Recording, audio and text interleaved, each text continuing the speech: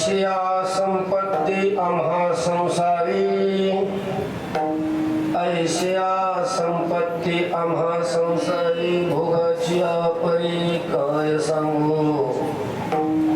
काम तो कामना भोगितसे देवा, अलिंगनी हेवा चरण चुंबी. शांतीच्या संयोगे निवसला ताप, दुसरे ते पाप भेद बुद्धी. काम तो कामना भोगितसे देवा, अलिंगनी हेवा चरण चुंबी. तुका म्हणे पाहे तिकडे सारखे, तुका म्हणे पाहे तिकडे सारखे, आपुले पारखे निरसले. काम तो कामना भोगितसे देवा, अलिंगनी हेवा चरण चुंबी. पांडुरंगा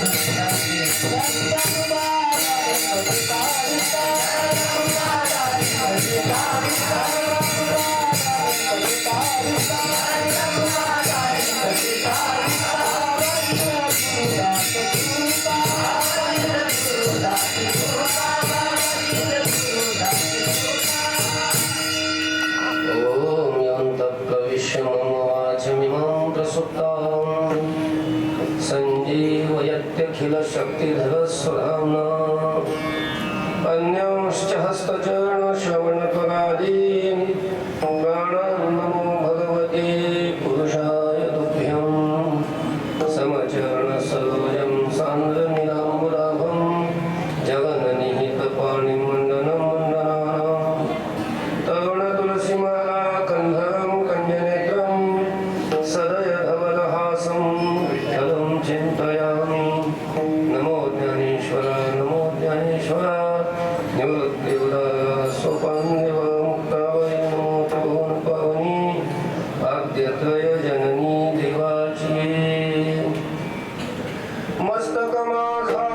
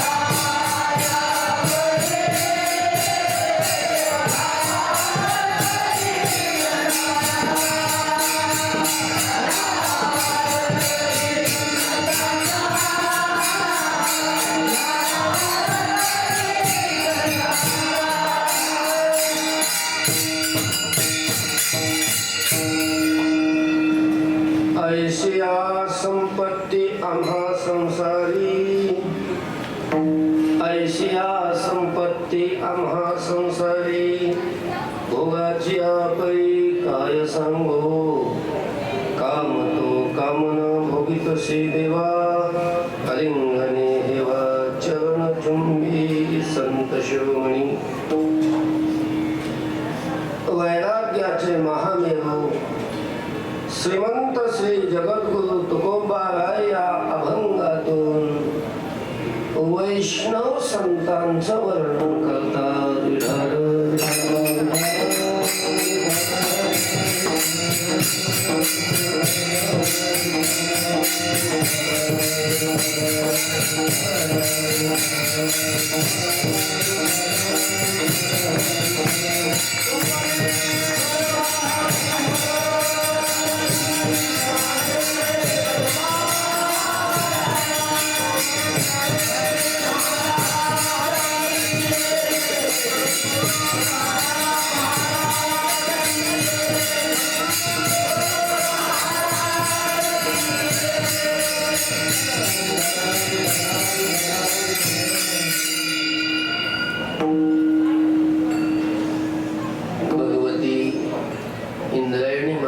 तीरावर अलंकापूर क्षेत्रामध्ये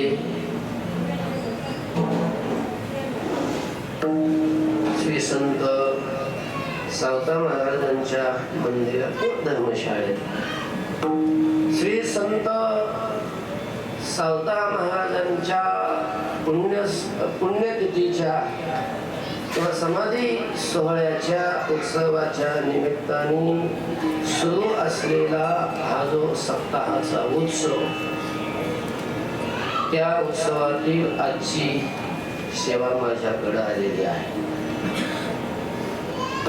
या सप्ताहाला जसं सावता महाराजांच्या समाधी सोहळ्याचं निमित्त आहे, तसं श्री संत नामदेवराय, श्री संत जनाबाई आणि नामदेवरायांच्या घरातील सगळीच त्या दिवशी समाधिस्थ झालेली सगळी संत मंडळी, या सगळ्यांचं निमित्त अशा प्रकारचं प्राप्त आहे.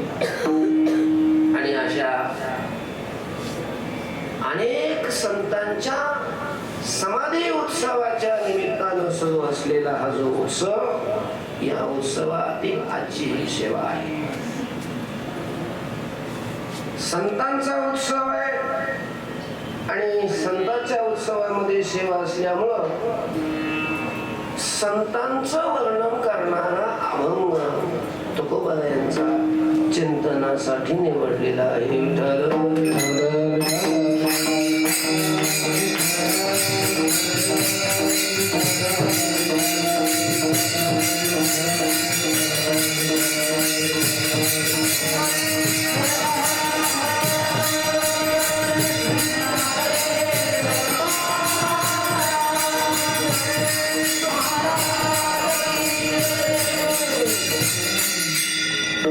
चिंतनाला आरंभ करण्यापूर्वी भगवान पंढरीनाथाच्या चरणी, ज्ञानोबायांच्या चरणी, श्री संत जनाबाई नामदेवराय, श्री संत सावता महाराज आणि तुकोबारायांची सर्व संत मंडळी, सर्व संत मंडळीच्या गुरुवर्यांच्या उपस्थित असणारे सर्व भाविक, सर्व साधक, सर्वांच्या चरणी मनपूर्वक नतमस्तक होतो आणि अभंगाच्या चिंतनाकडे वळतो.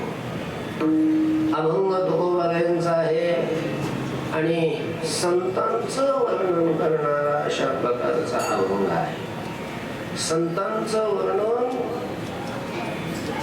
कोण करणार नाही, अर्थात वैष्णव संतांचं वर्णन कोण करणार नाही.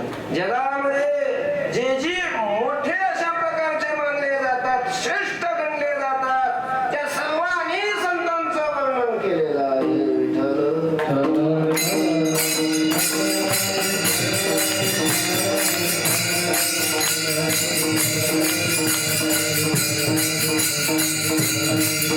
वैष्णवांची गिरी गाई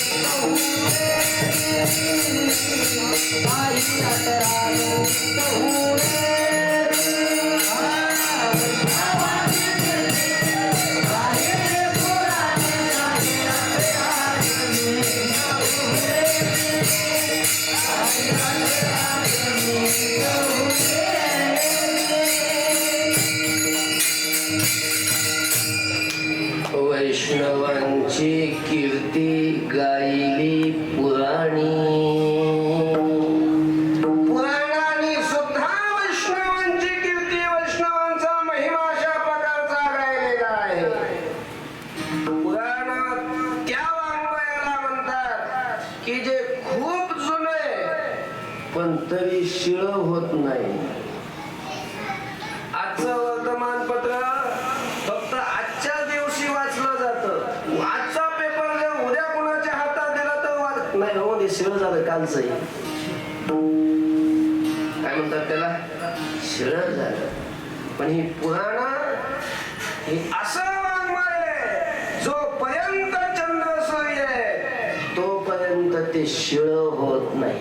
पूर्वीच्याच कथा असल्या, पूर्वीच अशा प्रकारचं देवाच्या लीला, संतांच्या लीला, वैष्णवांचं वर्णन केलेलं असलं तरी ते नित्य नूतन आहे. ते वाङ्मय शिळ कधी होत नाही. पुराण आपली नवम पुराण, जे पूर्वीचं असून सुद्धा जे नवच असतं, नित्य नूतन असतं, त्यालाच काय म्हणतात, पुराण म्हणतात. पुराण. आणि अशा पुराणाने वैष्णवांची कीर्ती गायलेली आहे. 6 शास्त्रांनी वैष्णवांची कीर्ती गायलेली आहे. आणि या सगळ्यापेक्षा सगळ्यात प्रबल प्रमाण जर काय असेल तर जो वेद, त्या 4ही वेदांनी वैष्णवांची कीर्ती गायलेली आहे. 6 18 जणी चहुवेदी. 6 शास्त्रांनी, 18 पुराणांनी आणि 4 वेदांनी वैष्णवांची कीर्ती गायलेली आहे. आणि संतांनी सुद्धा वैष्णवांची कीर्ती गायलेलीच आहे. वैष्णवांची कीर्ती गात असताना, वैष्णवांचं वर्णन करत असताना जी वेगवेगळी विशेषण लावून वर्णन केलं जातं त्याच्यामध्ये प्रामुख्याने वैष्णवांचं वर्णन करत असताना त्या वैष्णवांना श्रीमंत म्हटलं जातं. श्रीमंत म्हणून तुकोबारायांचं नामनिर्देश करत असताना आपण नुसतं तुकाराम महाराज म्हणत नाही. श्रीमंत श्री जगद्गुरु तुकोबाराय, त्यांना आपण श्रीमंत म्हणतो. अर्थात वैष्णव हे श्रीमंत असतात. वैष्णव हे भाग्यवान असतात. भाग्यवान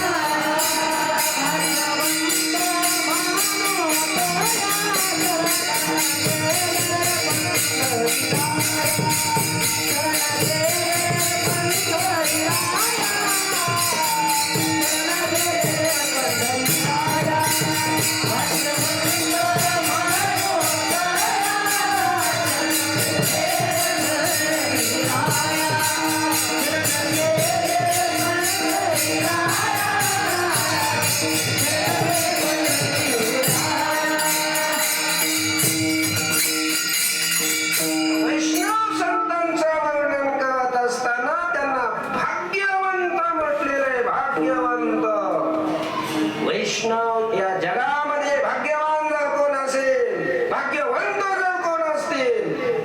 कोण आहेत? वैष्णव संत आहेत. वैष्णव संत. आपण संसारामध्ये ज्यांना भाग्यवान म्हणतो, शास्त्र पुराण संत त्यांना भाग्यवान म्हणत नाही. आपण कोणाला भाग्यवान म्हणतो? ज्याच्याकडे पैसा खूप आहे, ज्याला बायका खूप आहे, ज्याला मुलं खूप आहेत. हेच भाग्याचं लक्षण म्हणजे काय? संसारी लोकांच्या दृष्टीनं भाग्याचं लक्षण काय? हेच आहे. पण संत याला भाग्य म्हणत नाही. भाग्य तरी नव्हे, धन पुत्र दारा, धन पुत्र दारा, याला संत भाग्य म्हणत नाही. पण वैष्णवांचं वर्णन करत असताना त्यांना भाग्यवान म्हणतात. जे विठोबाला शरण अर्थात हे सगळं वर्णन सावता महाराजांचं आहे, हे वर्णन नामदेवांचं आहे, हे वर्णन जनाबाईचं आहे, हे वर्णन तुकोबाईने जरी केलेलं असलं पण त्यांचंच हे वर्णन आहे. अर्थात हे संतांचं, आणि त्यातही वैष्णव संतांचं हे वर्णन. संतात जे वेगवेगळे प्रकार असतात. संत म्हणजे वैष्णव असतातच असं नाही. योगाची साधना करून जो संत पदाला प्राप्त झाला त्यांना वैष्णव संत कसं काय म्हणता येईल? विष्णूची भक्ती करून जे संतत्वाला प्राप्त झाले त्यांना वैष्णव संत म्हणतात. तर अशा या वैष्णव संतांचं वर्णन आहे ते भाग्यवान आहे. भाग्यवान म्हणून वर्णन केलं, दैववान म्हणून त्यांचं वर्णन केलेलं आहे. आम्ही दैवाचे दैवाचे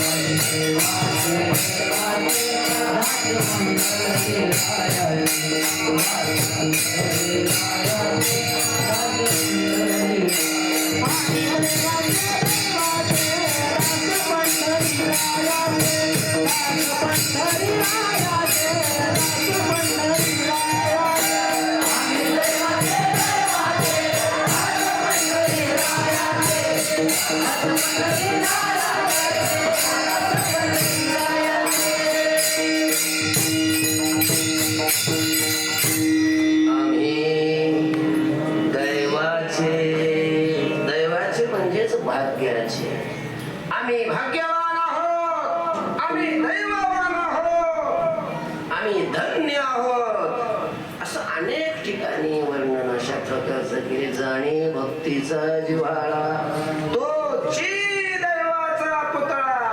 संतांचं वैष्णवांचं वर्णन करत असताना हे दैवाचे, भाग्याचे, ते धन्य अशा प्रकारच्या विशेषणाने वर्णन केलेलं आहे. धन्य आम्ही जन्मालो, धन्य आम्ही जन्मालो,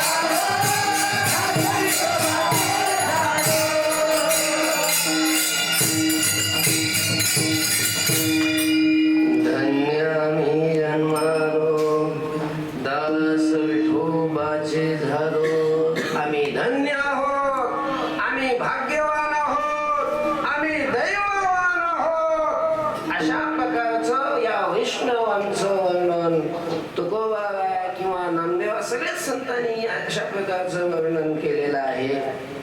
तेव्हा आपल्याला शंका निर्माण होते, या वैष्णव संतांचं वर्णन करत असताना यांचं भाग्यवान म्हणून कसं काय वर्णन केलं, हे दैववान म्हणून कसं काय वर्णन केलं, हे भाग्यवान कसे, हे दैववान कसे?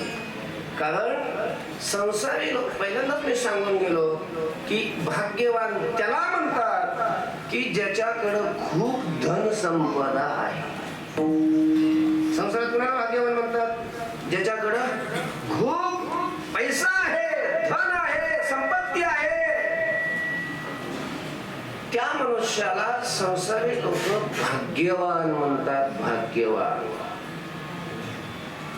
आणि या वैष्णव संतांकडे जर आपण बघितलं तर त्यांच्याकडे काय असतं? ज्ञानोबा वैष्णव आहे, ज्ञानदेव वैष्णव मोठा. आणि त्या ज्ञानोबाकडे बघितलं तर काय काय धनसंपदा आहे त्यांच्याकडं. मदोकरी मागायला फडकं सुद्धा नव्हतं.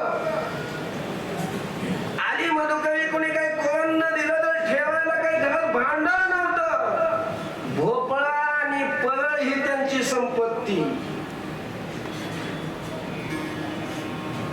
हे ज्ञानोबाबांचं कसं काय यांना धन्य, यांना कसं काय भाग्यवान, कसं काय दैववान म्हणतात काय कळतच नाही. तुकोबाबांचं बघा ना काय. तुकोबाबा सदा म्हणतात आम्ही सदैव सुडके जवळी येता चोर धाके जाऊ पुढे भिके पुतळी घर राखीती. आम्ही सदैव सुडके. सुडके म्हणजे काय? सुडके म्हणजे आडनावाचे नाही. बऱ्याच लोकांचं सुडके काहींचं आडनाव असतं ना, तर सुडके म्हणजे आम्ही सुडके आडनावाचे असं नाही. मग सुडके म्हणजे आमच्या जवळ काहीच नाही. सडे, ज्याच्याजवळ काहीच नाही. धोत्रम न पात्रम न तांब्या न वाटी, काही नाही. घराला दरवाजा सुद्धा नाही. कुत्री घर राखी. दरवाजा बसवायला काही घरात नव्हतंच नाही का ते. चोर सुद्धा कधी तिकडे घराकडे चक्कर मारित नव्हते. चोरांना धाक वाटायचा आपण तिथं गेलो. यांनी जर आपल्याला काय मागितलं तर आपल्याला द्यावं लागेल. चोर सुद्धा तिकडं जात नव्हते. चोरांना सुद्धा तिकडं जायचा धाक वाटा. असं यांची परिस्थिती असते. असा यांचा संसार असतो. आणि काय सगळ्या पुराणा, सगळ्या वेदा, सगळ्या संतांनी यांचं जे वर्णन केलंय ते काय म्हणून? भाग्यवान म्हणून, दैववान म्हणून. हे कसं काय यांना दैववान म्हणायचं, कसं काय यांना भाग्यवान म्हणायचं? विठ्ठल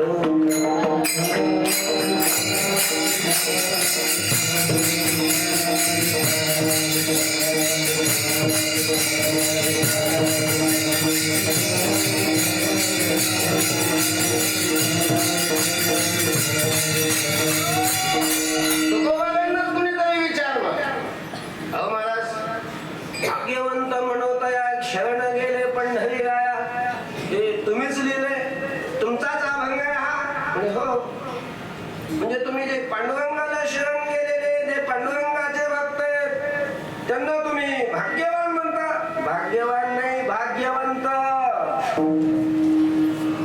कारण भाग्यवंत बहुवचन आहे. अनेक अशा प्रकारच्या भाग्याने ते आहेत, संपन्न आहेत. भाग्यवंत आहेत, भाग्यवंत संत किंवा वैष्णव. अहो पण मग तुम्ही भाग्यवंत कसं म्हणता? त्यांच्याकडं तर काही दिसतच नाही. म्हणजे तुला काय दिसत नाही त्यांच्याकडं? संपत्ती. आणि तुला दिसत नसली म्हणजे त्यांच्याकडं संपत्ती नाही असं थोडंच आहे.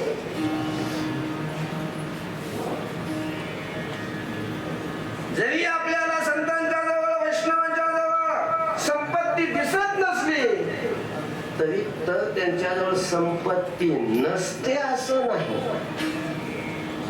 दिसत नाही म्हणून नाही असं म्हणण्याचं काही कारण नाही.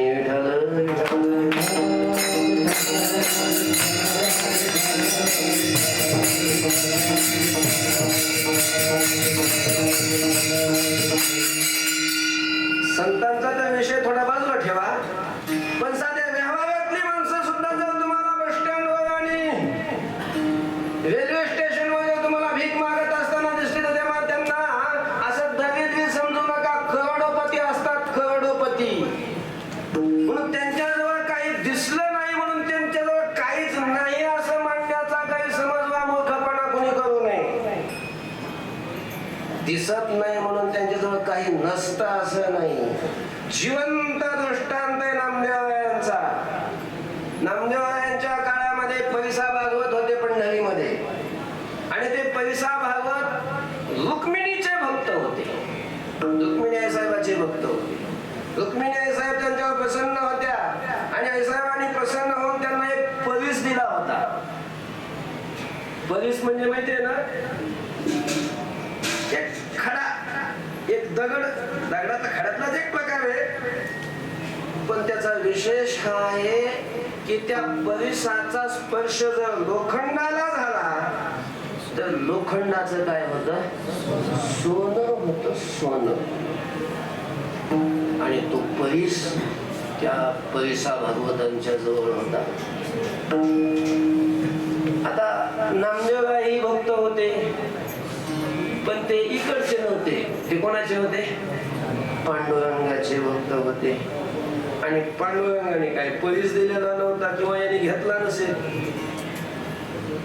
त्याच्यामुळं नामदेवरायांच्या घरी परिस्थिती अशी जेमतेमच असायची. चुलच पेटत नव्हती 4-4 दिवस. ती नामदेवरायांची पत्नी आणि परिसा भागवताच्या पत्नी, त्या दोघी मैत्रिणीच होत्या. तिला कसं तरी वाटलं, हे नामदेवराय काही संसाराकडे लक्ष देत नाहीत, रात्रंदिवस भजन करतात, यांच्या संसारातली सगळी आवड, सगळी गरिबी सगळी पाहिली आणि तिला दया आली. तिनं त्या मैत्रिणीला म्हणजे नामदेवरायांच्या पत्नीला सांगितलं, घे बघा, आमच्या मालकाला पोलीस दिलेला आहे देवीनं. त्याचं सामर्थ्य असं आहे की लोखंडाला स्पर्श केला की त्याचं काय होतं, सोनं होतं. मी तुम्हाला देते, तुम्हाला काय जेवढं सोनं करायचं तेवढं करून घ्या, माझा माझा पोलीस पुन्हा परत आणून द्या. दिला हवा तिनं पोलीस. मग काय नामदेवरायांच्या पत्नीनं काय, त्या नामदेवाच्या पत्नीचं काय ना,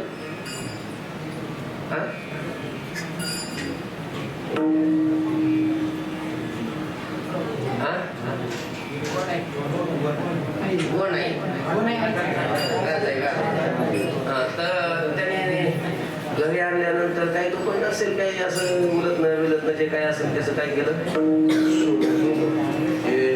उलटणीला लावलं की ते पिवळं झालं.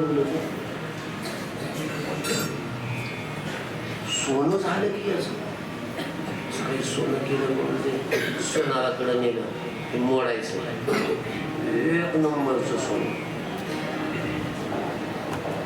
ते सोनं मोडलं, त्याचा काही जो दाम आला म्हणजे पैसे आले, त्याचा बाजार केला.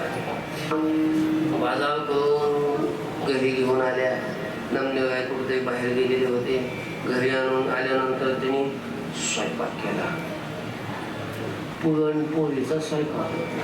पूर्वीच्या काळामध्ये सगळ्यात मोठं पक्वान म्हणजे कोणतं, पुरणपोळी. राजा जेवण आहे पुरणपोळी म्हणजे राजा जेवण.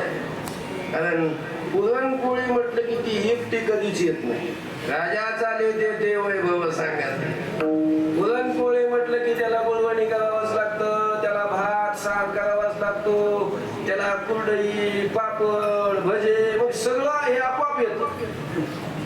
हा काय केलं, पुरणपोळी आणि नुसतीच पुरणपोळी केली, बोलवणी केलं, एवढं लागतं कधी, असं कुठं असतं का कधी नाही. पुरणपोळी म्हटलं की सगळंच असतं. आणि ती पुरण असं विलायची वगैरे टाकून, केशर टाकून सगळं ते पुरण घातलेलं. आणि नामदेवराय बाहेरून आले. वा घरी घात चालले तो घमाट यायला, वास यायला. आपलं घर चुकलं का काय, कारण कधी असं कधी घरी नव्हतंच ना असं असा वास कधी. असं एवढा भारी वास कसा, पकवानाचा वास कसा काय यायला लागला. पण नीटपाणी आपलंच घर आहे. आत गेले, घरचं वातावरण प्रसन्न होतं. रांगोळी काढलेल्या सगळे केलेले. आल्याबरोबर नामदेवरायांच्या पत्नी नामदेवरायांना पाय धुवायला पाणी दिलं, त्यांचे पाय पुसले, बसवलं, बसा म्हणे जेवायला. जेवायला बसवलं आणि ताटापासून अन्न वाढले, पुरणपोळी भजी वाटलं हे आलं कुठं. नामदेवरायाने विचारलं, का हे कुठून आणलंस. कुठून आण भेटून कशाला चौकशा करता, तुम्ही काय फौजदार थोडेच आले ना ताटात, गपचित खायचं ना. तुम्ही तर आणून देत नाही, आले तर ते तरी खाणार गपचित. तुला काय असा तसा वाल काही वाटलो काय मी? कोणाची पंगत दिसली की घुसला, कोणाची पंगत दिसली घुसला, तसं नाही चालत. हे कुठून आलं ते सांग. नामदेव काही जेवण देवा. आणि मग तिनं सांगितलं, अहो जेव्हा असं काही मी काही कुठून चोरी केली नाही, काही नाही. मग कुठून आणलंस हे सगळं?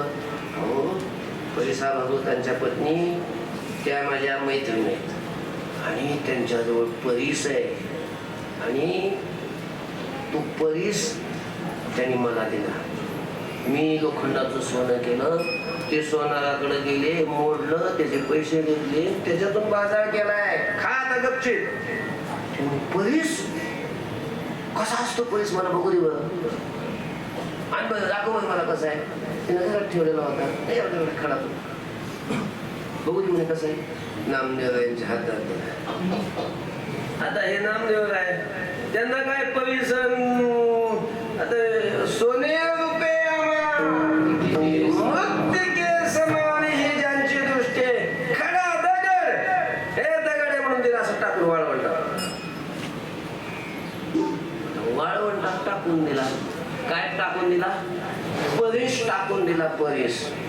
आणि तू घाबरली. आता ती बाई मागायला आल्यानंतर तिला काय द्यायचं? ती आलीच लगे मागायला. ती म्हणे माझा परीस दे. ती म्हणे अहो असं असं झालं, आमच्या मालकाने त्याला वाळवंटात टाकून दिलं. बघा म्हणे तिथं तिला दगडात दगड मिसळलं कुठं सापडतो. ती म्हणे अग असं कुठं असतं का? परीस कोण काय कुठं असं वाळवंटात फेकून देत असतं का? लाबाड आहे तू. तुम्ही ढोंगी आहे. तुम्ही फक्त भक्तपणाचं साधूपणाचं सोंग घेतलेलं आहे.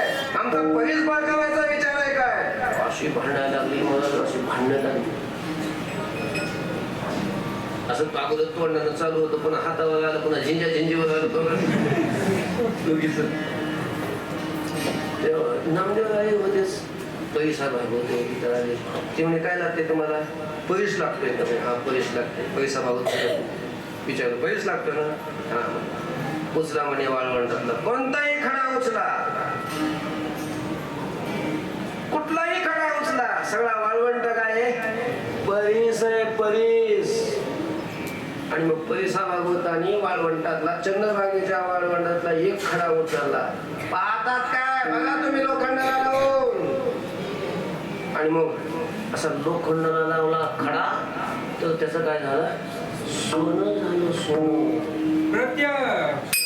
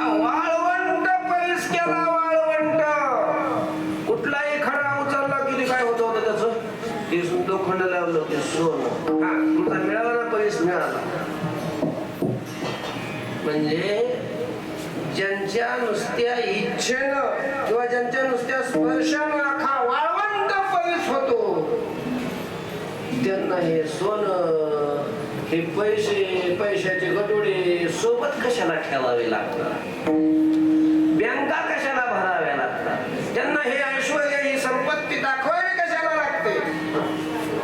त्यांच्याजवळ आपल्याला त्यांना दिसली नाही म्हणून त्यांच्याजवळ नसते असं नाही. त्यांच्याजवळ ही शक्ती, ही संपदा सगळी असते, पण आपल्याला ते दिसत नाही. म्हणून आपण म्हणतो की वैष्णवांच्या जवळ, संतांच्या जवळ काही संपत्ती तर नाही, तर मग त्यांना भाग्यवान कसं म्हटलं जातं. तुकोबारायांनी म्हटलं की अरे बाबा, तुला दिसत नसली म्हणजे त्यांच्याजवळ संपत्ती नाही असं नाही. त्यांच्याजवळ सगळं धन आहे.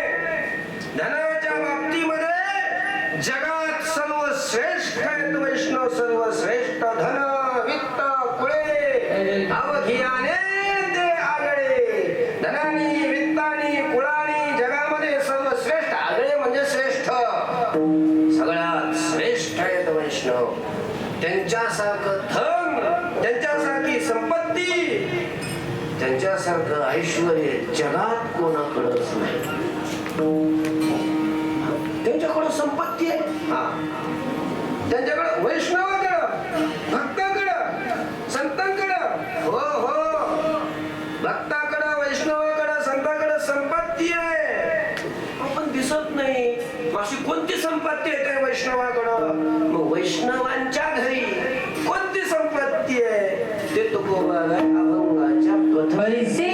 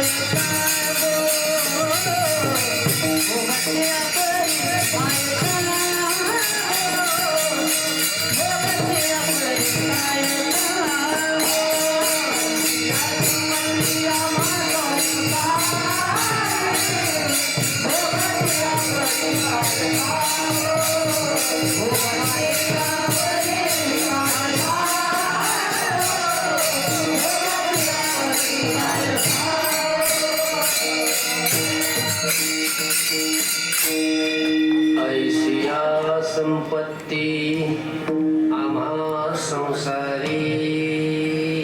तुकोबाराय म्हणतात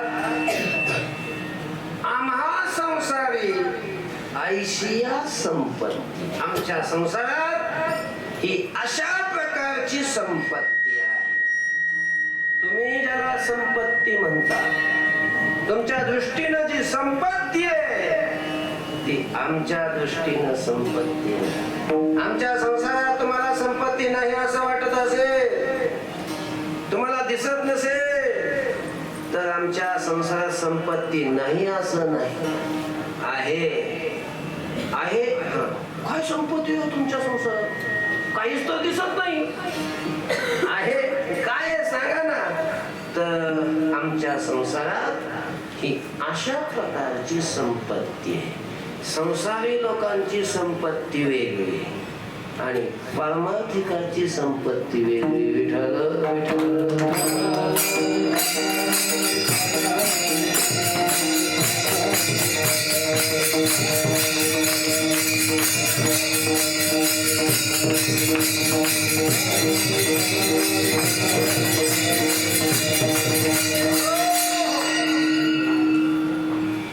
संसारी लोक जसं संसारातल्या संपत्तीला संपत्ती म्हणतात तसं परमार्थिकाने सुद्धा परमार्थातल्या संपत्तीला संपत्ती मानावं. संसारातल्या संपत्तीला संपत्ती मानू नये. संसारातल्या संपत्तीला जर तो संपत्ती मानत असेल व ती संपत्ती वाटत असेल तर तो संसारीच आहे, तो पारमार्थिक नाही. परमार्थातली संपत्ती वेगळी. अर्थात पारमार्थिक अशा प्रकारचा जो संसार आहे, पारमार्थिक जे क्षेत्र आहे त्या क्षेत्रातली आमच्या घरी आमच्या संसारात ही अशा प्रकारची संपत्ती. आमच्या घरी म्हणजे कोणाच्या घरी? आमच्या सगळ्या देवकाराच्या घरात नाही, देवकाराच्या नाही. इथं आम्हा घरी किंवा आम्हा संसारी म्हणजे इथं आम्ही शब्दाचा अर्थ आम्ही वैष्णव, आम्ही विठोबाला जे शरण गेलेलो आहे, आम्ही दैवाचे दास पंढरीरायाचे. आम्ही शब्दाचा अर्थ आहे पांडुरंगाचे दास, आम्ही शब्दाचा अर्थ आहे देवाला शरण गेलेले, आम्ही शब्दाचा अर्थ आहे जे वैष्णव आहे, जे नामधारक आहे. आम्ही नामाचे धारक आणि स्वभावे एक विठ्ठलाचे प्रमाण असे जे भक्त आहेत, अशा आम्हाला संसारामध्ये अशा प्रकारची संपत्ती आहे. अशा प्रकारची संपत्ती म्हणजे कसली संपत्ती आहे तुमची? म्हणजे आम्ही ज्याला संपत्ती मानतो ती संपत्ती नाही का तुमची? नाही, आमची संपत्ती वेगळी, आमचं धन वेगळं आहे. काय असलं कसलं धन आहे तुमचं? विठ्ठल विठ्ठल.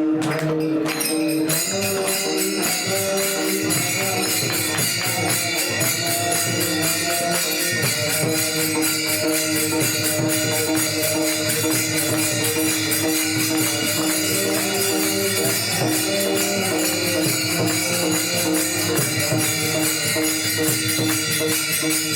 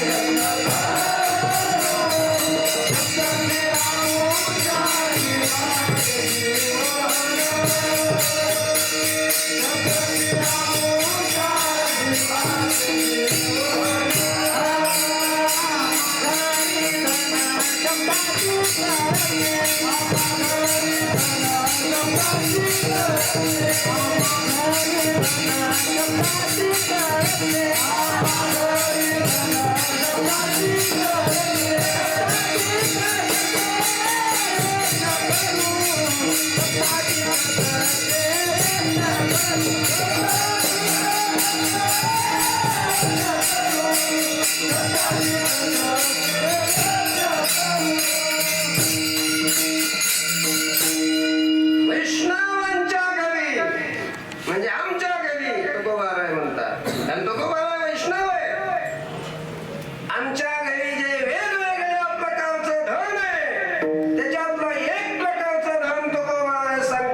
शब्द रूपी धन आमच्या घरी शब्द रूपी धन वारकऱ्यांनी भक्तांनी वैष्णवांनी स्वतःला दुबळं करंट समजू नये आपल्यासारखं भाग्यवान जगात कोण नाही शब्द रूपी धन आपल्याकडे शब्द रूपी धन आम्हा घरी धन शब्दाचीच रत्ने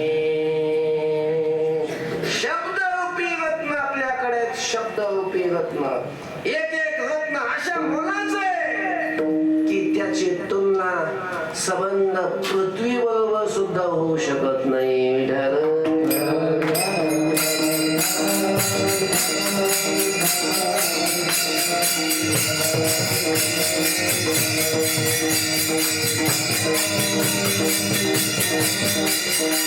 तुकोबाबांच्या अभंग म्हणजे जे रत्न आहेत ज्ञानोबाबांच्या ओव्या ह्या रत्न आहेत व्यासांचे सगळे श्लोक हे रत्न आहेत रत्न वैष्णवांच्या घरी संतांच्या घरी जे रत्न आहेत ते शब्दरूपी रत्न आहेत शब्दरूपी अभंग म्हणजे शब्द आहे ओव्या म्हणजे शब्द आहे श्लोक पुराणातले श्लोक म्हणजे शब्द आहे आणि हे सगळे शब्दरूपी रत्न आमच्या घरी आहे धन घरी पांडुरंग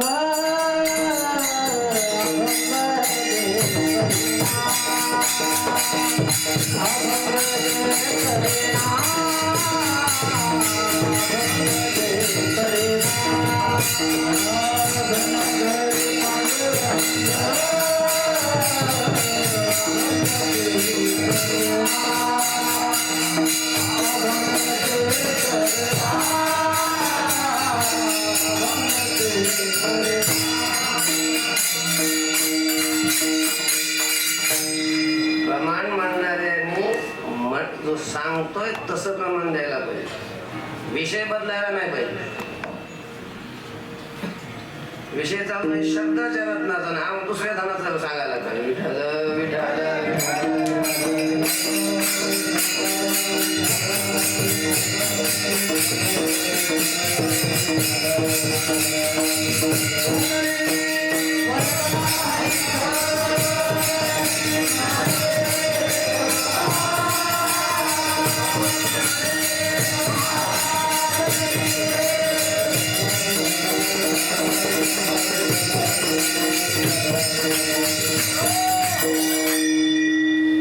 एक शब्द रूपी रत्न वैष्णवांच्या घरी आहे हे अगोदर सांगून गेलो की ओव्या अभंग हे काय आहेत हे शब्द आहे हे शब्द रूपी रत्न आहे आणि या धनाने वैष्णव संत हे संपन्न आहे म्हणून भाग्यवान किंवा भगवंताचं नाव हे शब्दच आहे आणि नामासारखं धन जगामध्ये दुसरं कोणतं नाही कोणतंही नाम असू द्या ओम नामापासून ते कुठल्याही विठाई किठाई पर्यंत जेवढी देवाची अनंत नाव आहेत हे सगळे देवाची नाव हे शब्द आहेत शब्द आणि नामरूपी शब्द हे संतांच्या जवळ आहेत म्हणजे या शब्दरूपी धनाने संत हे संपन्न आहेत म्हणून ते भाग्यवान आहेत अशा संपत्ती अशा प्रकारची संपत्ती आमच्या संसारात आहे ऐशिया संपत्ती आम्हा संसारी किंवा अजून भक्ताच्या ठिकाणी असणारी जी संपत्ती आहे ती कोणती आहे थोडस आपण क्रमाक्रमानं चिंतन करू विठाल विठाल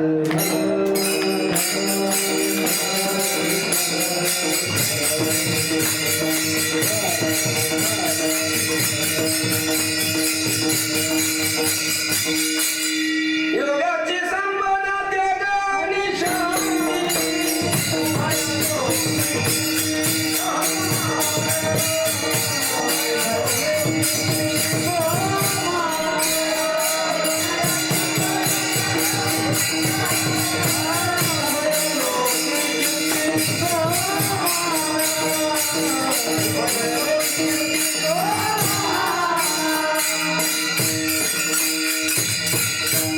योगाची संपदा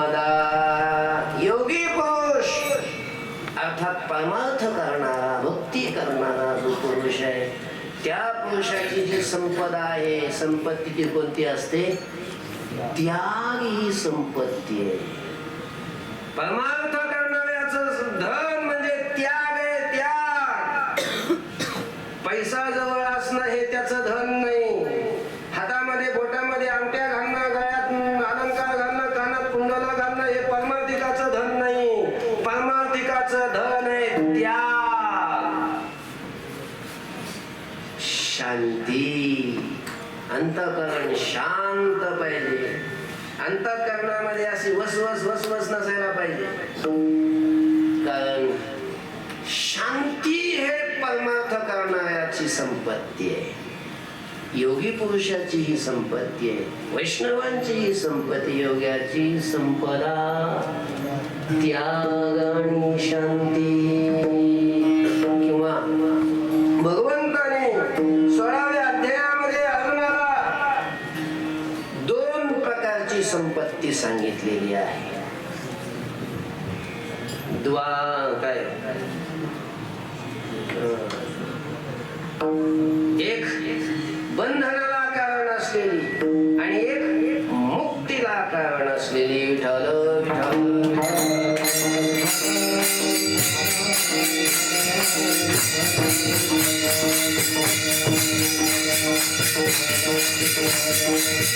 एक दैवी संपत्ती आणि दुसरी आसुरी संपत्ती. दैवी संपद्वी मोक्षाय निबंधाय सुरीमता मा शुच संपदन दैवी मभिजातोसी पांडव. दैवी संपत्ती विमोक्षाय. दैवी संपत्ती ही मोक्षाला कारण आहे आणि आसुरी संपत्ती ही बंधनाला कारण. अशी आसुरी संपत्ती आणि दैवी संपत्ती अशा 2 प्रकारच्या संपत्ती भगवंताने अर्जुनाला सांगितलेल्या आहेत. आणि दैवी संपत्ती जी आहे कितीतरी प्रकारची दैवी संपत्ती आहे.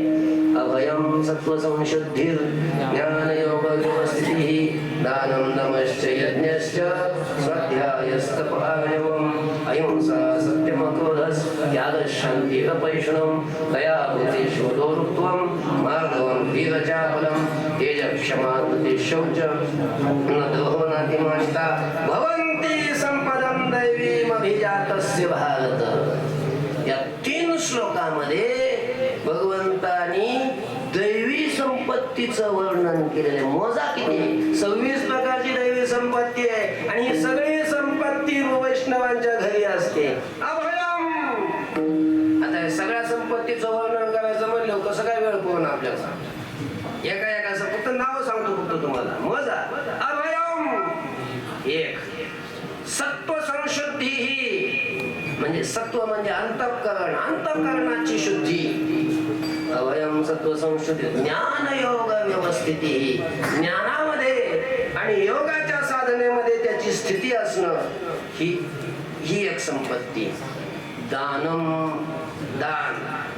दमः दानम दमश्च यज्ञश्च स्वाध्याय तप आर्जव अहिंसा सत्यम अक्रोध. आपल्या ठिकाणी क्रोध असतो पण जे वैष्णव आहे त्यांच्या ठिकाणी त्यांना कधी क्रोध येत नाही. नागमहाराजांना कधी क्रोध आला नाही. दानम दमश्च अहिंसा सत्यम अक्रोध त्याग. त्याग शांती. अहिंसा सत्यम अक्रोध त्याग शांती. अपैशुनम. अपैशुनम एक आणि भूतेषु दया. दया भूतेषु म्हणजे भूताविषयीची दया. अलोलुप्त्वम. कुठल्याही विषयाच्या ठिकाणी संसारातल्या कोणत्याच वस्तूच्या ठिकाणी आसक्ती नसणं. अलोलुप्त्व लोलुप नसणं. दया भूतेषु लोलुप्त्वम. मार्दवम मृदुपणा कोमलपणा त्यांच्या वागण्यात आचरणामध्ये असतो. मार्दवम ही म्हणजे लज्जा. वैष्णवांच्या ठिकाणी लाजही असते. निर्लज्ज नसतात. जसे आता हे निर्लज्ज डीजे पुढे नाचतात. निर्लज्ज ते त्यांना लाज नाही वाटत की आपला मानव देह निर्माण देवाने दिलेला आहे. हा कशासाठी दिलेला आहे त्यांना काहीच त्याचं वाटत नाही. म्हणलं की त्यांचा जीव जातो. तिकडं तमाशात नाचतात. आणि वैष्णवांना तिकडं जायची लाज वाटते. रीही अचापलम आणि अचापल्य. पुढं काय? तेज, तेज त्यांच्या ठिकाणी तेज असतं. क्षमा, तेज क्षमा. धृती म्हणजे धैर्य. शौच म्हणजे शुचिर्भूतपणा. तेज क्षमा धृती शौचम. अद्रोह दोहरहितपणा. न अतिमानिता आपल्याला लोकांनी मानावं अशा प्रकारची भावना त्यांच्या ठिकाणी नसते. भवन्ति संपदम दैवीमभिजातस्य भारत. हे अर्जुना, ही कोणती संपत्ती आहे? ही दैवी संपत्ती आहे. काही ना 26 प्रकारची राहिली असते एखादी तर पुन्हा श्लोकात बघून घ्या नंतर एखादं राहिला सांगायचं तर अशा प्रकारची ही 26 प्रकारची दैवी संपत्ती आहे. आणि ह्या सगळ्या दैवी संपत्तीनं युक्त हे वैष्णव संत असतात. म्हणून ते भाग्यवान आहे. अशा प्रकारची संपत्ती आमच्या संसारात आहे तुकोबाराय म्हणतात. ऐशी या संपत्ती आम्हा संसारी विठ्ठल.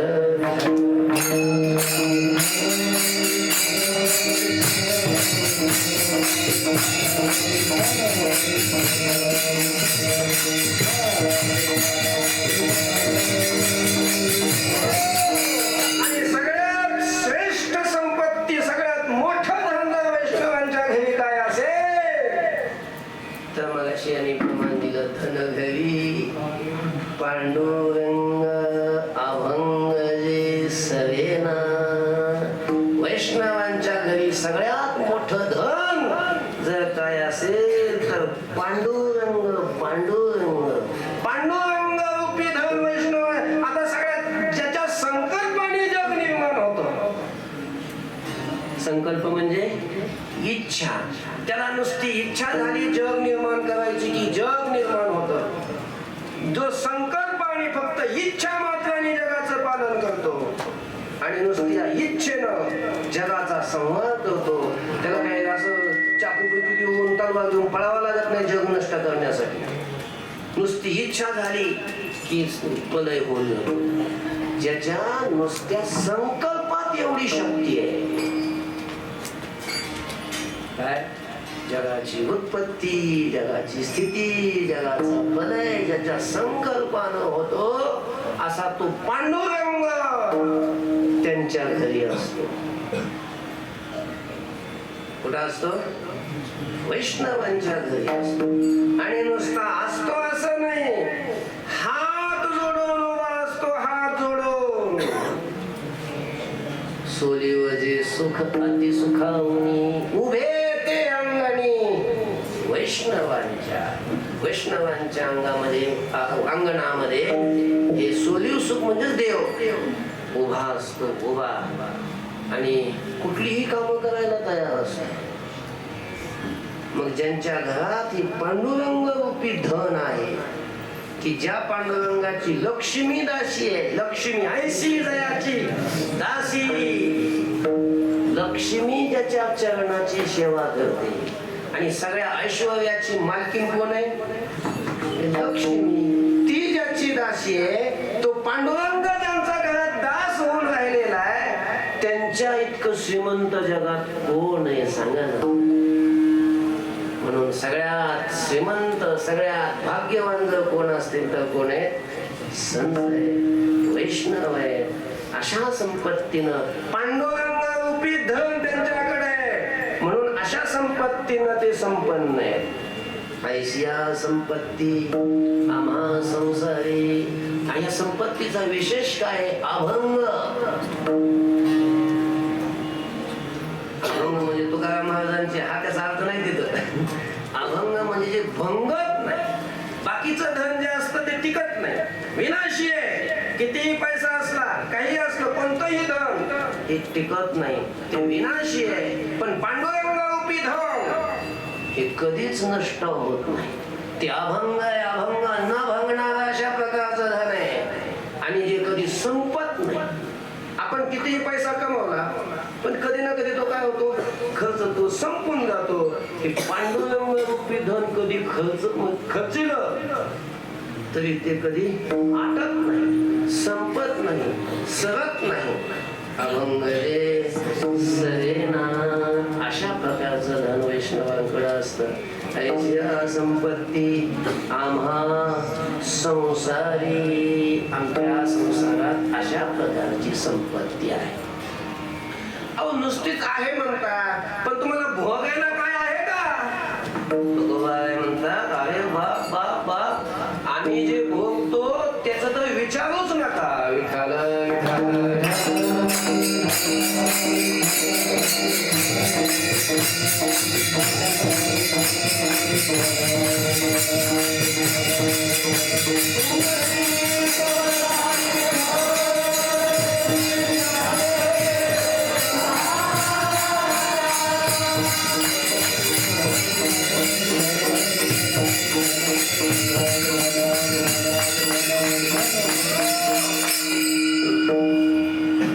भोगाची परी काय सांगू.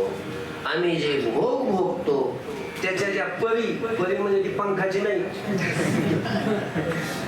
परी म्हणजे प्रकार. आम्ही जे भोग भोगतो त्या भोगाचे प्रकार काय सांगू. तुम्हाला सांगितलं तर ते तुम्हाला समजणारही नाही. तुमच्या कल्पनेच्या पलीकडचे ते भोग आहे. संसारातले भोग वेगळे आणि आम्ही जे भोग भोगतो ते भोग वेगळे. त्याचे प्रकार मी तुम्हाला काय सांगू, कसे सांगू ते प्रकार भोगायचे. आपण काय थोडं तरी सांगा ना, थोडं तरी कळलं तर पाहिजे ना. नाही कळलं तर नाही कळलं, सांगा तरी. तुम्ही काय भोगता, आम्हाला तर तुमच्याजवळ काही दिसत नाही भोगायला, तुमच्याजवळ आहे असं. तुकोबाबाई म्हणतात की आमच्या भोगाचे अनेक प्रकार आहेत. काय सांगा. तुकोबाबाई म्हणतात की त्याच्यामध्ये आम्ही जे भोग, संसारामध्ये जे भोग असतात ते किती, फक्त 5. जेवढे जगामध्ये अनंत भोग आहे त्या सगळ्या अनंत भोगाचं वर्गीकरण त्या 5 प्रकारातच होते. 5च तर भोग आहे संसारात. कोणते? एक शब्द, शब्दाचा भोग, स्पर्शाचा भोग, रूपाचा भोग, रसाचा भोग आणि गंधाचा भोग. पंचविषय तर जगात आहे, 6वा विषयच नाही. जे काही सगळे भोग आहेत त्या 5च्याच अंतर्गत आहे. हे पंचविषयाचे भोग आपण संसारामध्ये भोगत असतो. तुकोबाबाई म्हणतात की आम्ही आमच्या घरी जे वेगवेगळे प्रकारचे भोग भोगतो, जे आम्ही खातो, काय त्या भोगाचं वर्णन करावं. काय खातात तुम्ही? ज्ञानामृतम भोजनम शय्या पृथ्वीतलम दिशोपि वसनम ज्ञानामृतम भोजनम. आम्हाला झोपायला पृथ्वीचं तल असतं, पांघरायला आम्हाला दिशा हेच वस्त्र असतं आणि आमचं भोजन म्हणजे ज्ञानामृती भोजन असतं. वैष्णव संत भक्त हे कशाचं भोजन करतात? श्रीखंडाचं आणि गुलाबजामुनचं नाही मुर्दा पाडत, ज्ञानामृताचं भोजन करत असतात. ज्ञानामृताचं. विठाल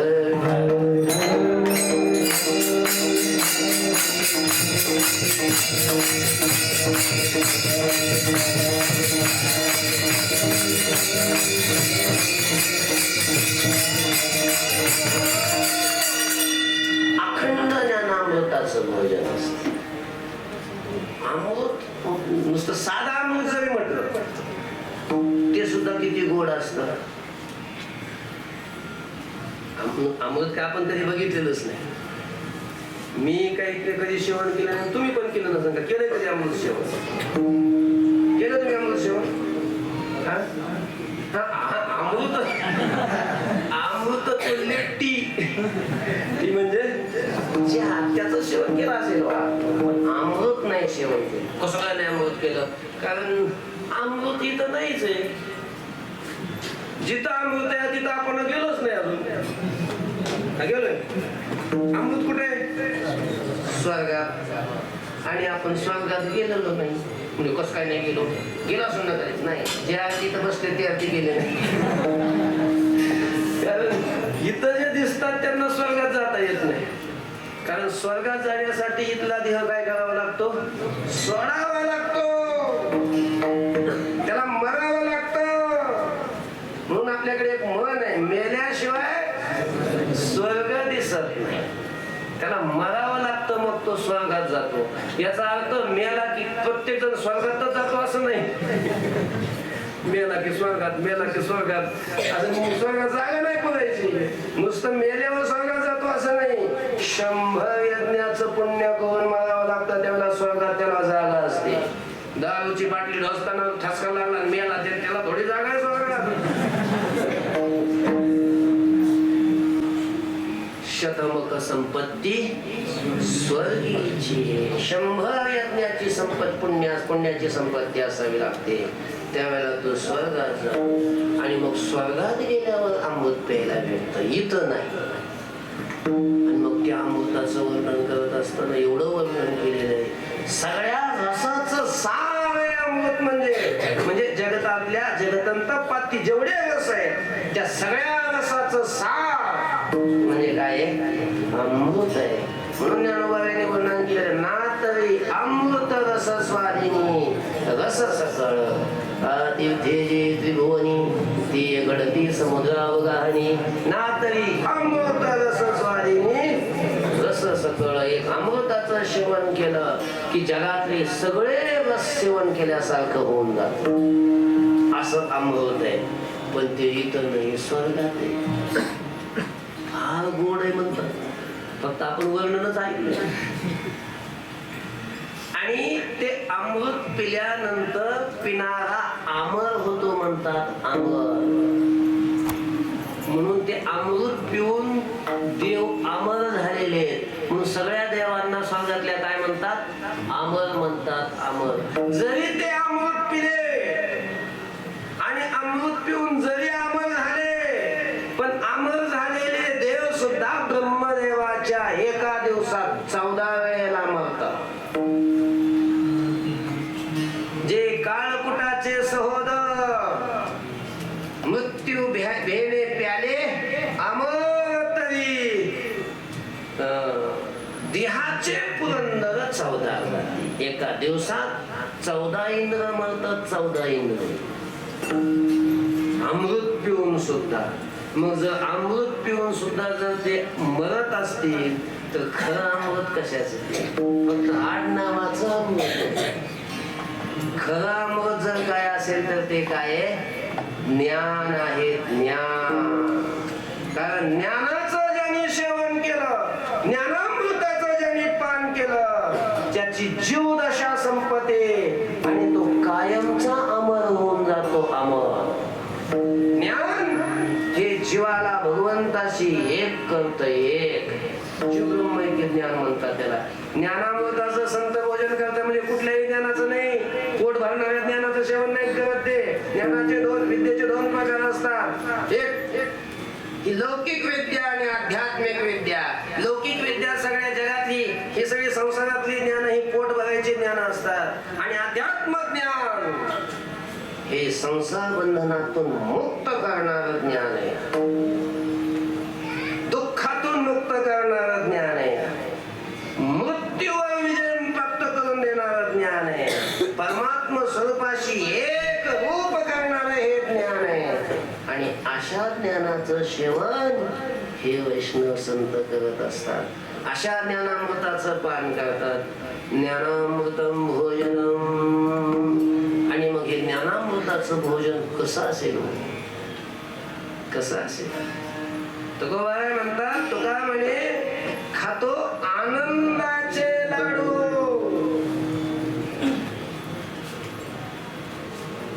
आनंदाचे लाडू खातो.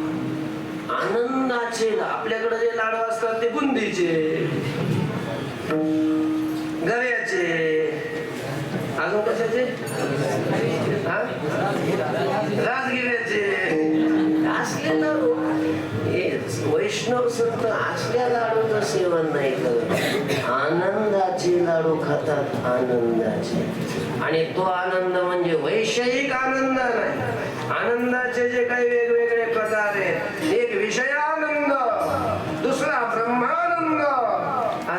दुसरा आहे भक्ती स्वरूप असणारा आनंद, ज्याला भक्ती रस म्हणतात, ज्याला प्रेम रस म्हणतात, ज्याला संत वाङ्मयामध्ये भक्ती रसाला ब्रह्मरसच म्हणते. ब्रह्मरस घे काढा. तर अशा प्रकारच्या आनंदाचं सेवन करत नाही. या आनंदाशी जोडा. या आनंदापुढे बाकीचा कुठलाच आनंद त्याच्यापेक्षा श्रेष्ठ नाही. बाकीचे सगळे आनंद तुच्छ असतात, तुच्छ. अशा आनंदाचं हे वैष्णव संत सेवन करतात. विठ्ठल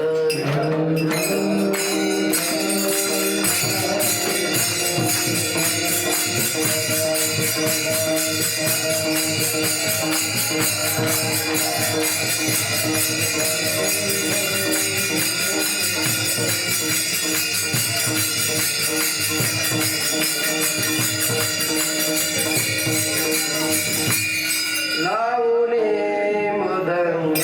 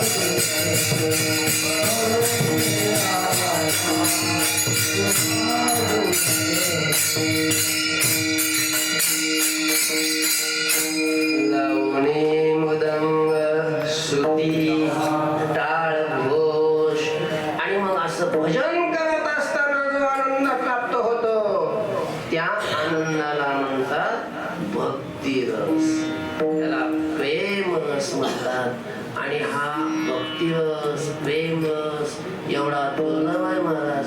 मोक्षापेक्षाही हा आनंद श्रेष्ठ आहे. मोक्षाच्या आनंदापेक्षाही हा आनंद श्रेष्ठ आहे. हा आनंद इतका श्रेष्ठ आहे आणि एवढा दुर्लभ आहे. सामान्य विषय लंपट पुरुषांना, संसारिक लोकांना हा आनंद मिळत नाही, आत्मवान नाही. देवादिकांना सुद्धा हा आनंद प्राप्त होत नाही. हा स्वर्गातही आनंद नाही, हा वैकुंठातही आनंद नाही. म्हणून स्वर्गातल्या आणि वैकुंठातल्या लोकांना या आनंदासाठी इथं यावं वाटतं. स्वर्गीचे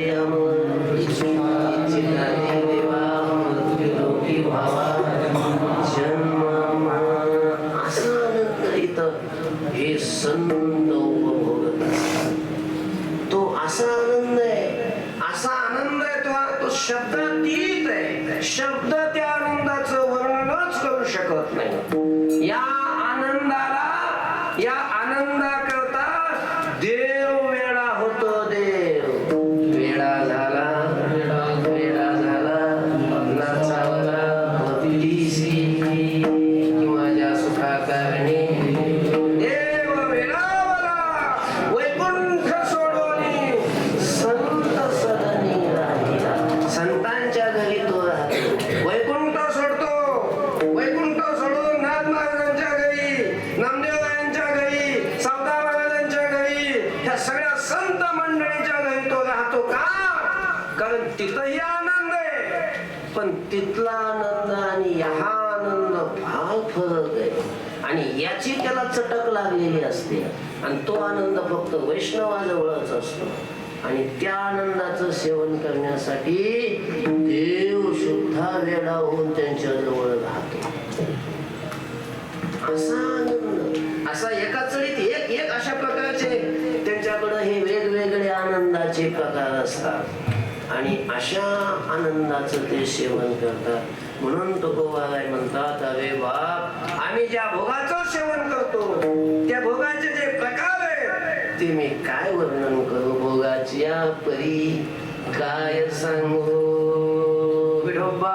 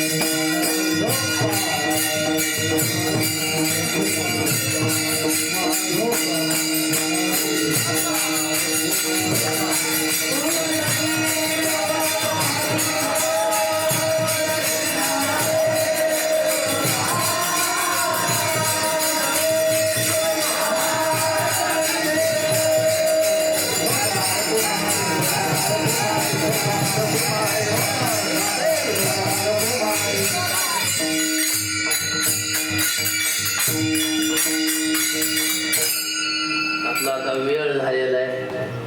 पहिल्या चरणावर थोडस बोललो आपण, अजून बाकीचे चरण तसेच आहे. मग आता कसे ते सुरू केलं तर ते उरकायचंच नाही. त्यापेक्षा सरळ सरळ फक्त आता काय सांगतो चरणांचा त्या अर्थ सांगतो.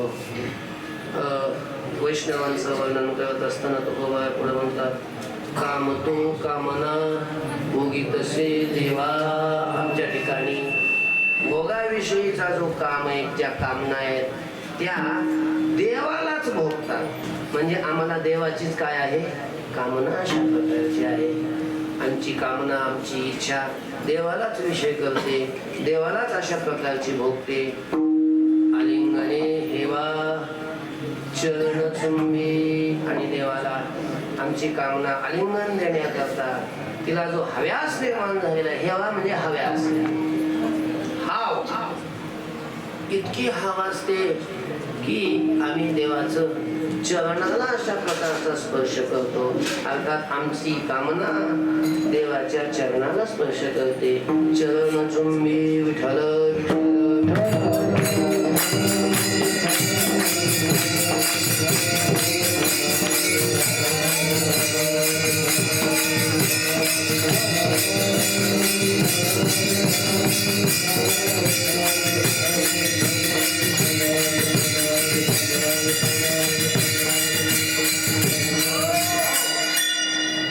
आम्ही वैष्णव, आमच्या घरी अनेक प्रकारची संपत्ती आहे.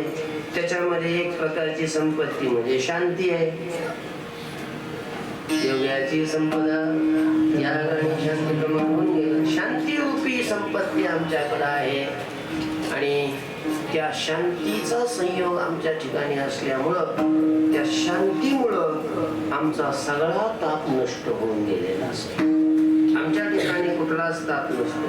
तापाचे 3 प्रकार आहेत, आध्यात्मिक ताप, अधिभौतिक ताप आणि अधिदैविक अशा प्रकारचा ताप. तर या 3 प्रकारचा ताप आम्हाला राहत नाही. का? कारण आमचा शांतीशी संबंध झालेला आहे. जिथं शांती आहे तिथं ताप नाही. ताप म्हणजे दुःख. जिथं शांती आहे तिथं दुःख नाही. आणि जिथं शांती नाही तिथं काय आहे दुःख आहे. शांती पडते नाही सुख ये अवघेचे दुःख. जिथं शांती आहे तिथं सुख आहे. शांती म्हणजेच सुख आहे.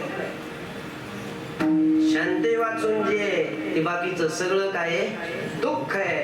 आणि आमचा शांतीशी संयोग झालेला असल्यामुळं आमच्या ठिकाणी सगळं सुखच आहे, दुःखाचा संबंधच नाही. सगळा आमचा ताप नष्ट झालेला आहे. शांतीच्या संयोगे निरसला ताप दुसरे ते पाप भेद बुद्धी.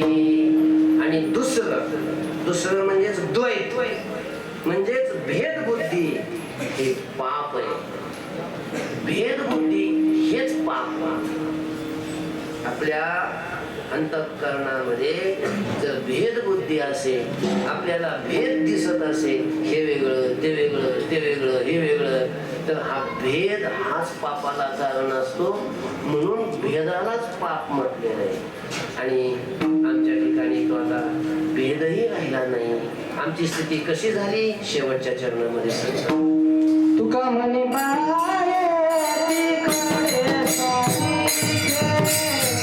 तुका म्हणे बाये तिकडे सारी घे.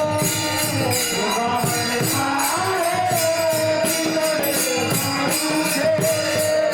तुका म्हणे बाये तिकडे सारी घे. तुले पारी घे आणि रखले. आपुले पारी घे धीर धरे. काम तो कामना होई तेरा. काम तो कामना होई तेरा. आपुले पारी घे धीर धरे. आपुले पारी घे धीर धरे. काम तो कामना होई तेरा.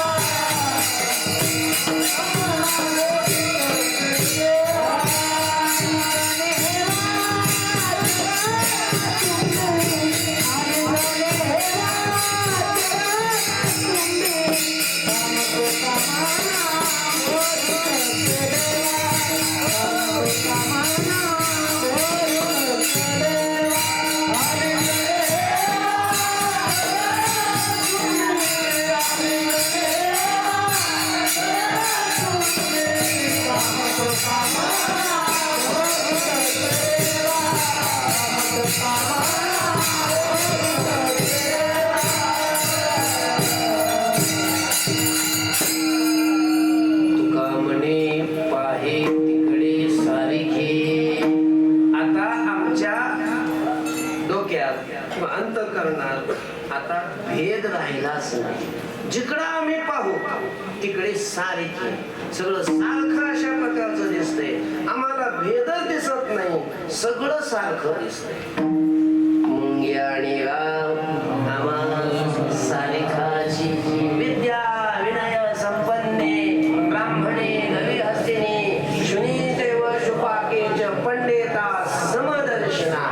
जे पंडित असतात, जे ज्ञानी असतात, या सगळ्याच्या ठिकाणी समान पाहत असतात.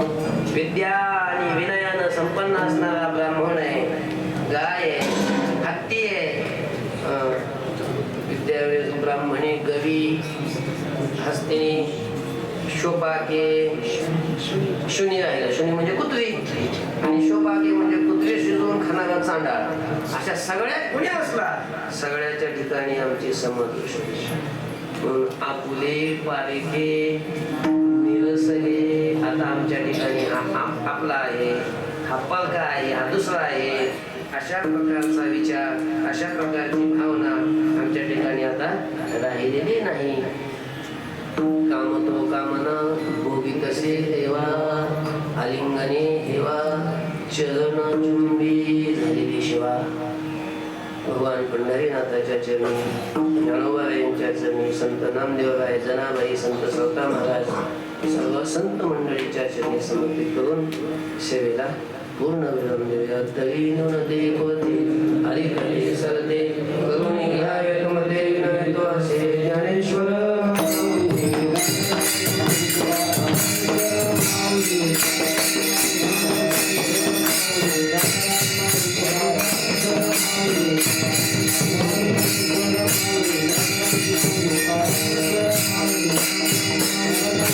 Thank you.